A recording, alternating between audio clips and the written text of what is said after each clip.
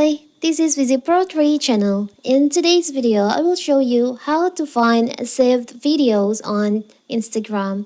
Before you get started, don't forget to subscribe and turn on the notification to keep you updated about this channel.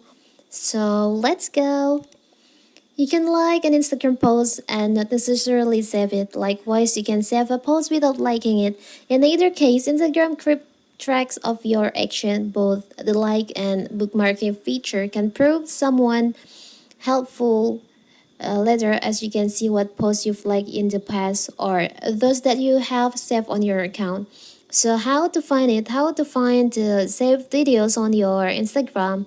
It's so simple. So first of all, we have to open our Instagram. Now you can just go to your profile, tap on the upper right corner, the three lines over here. Now on how you use Instagram section, there is an option saved. You can just tap on that.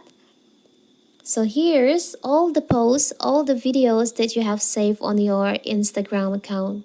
You can rewatch the post, the video in here. So simple, right?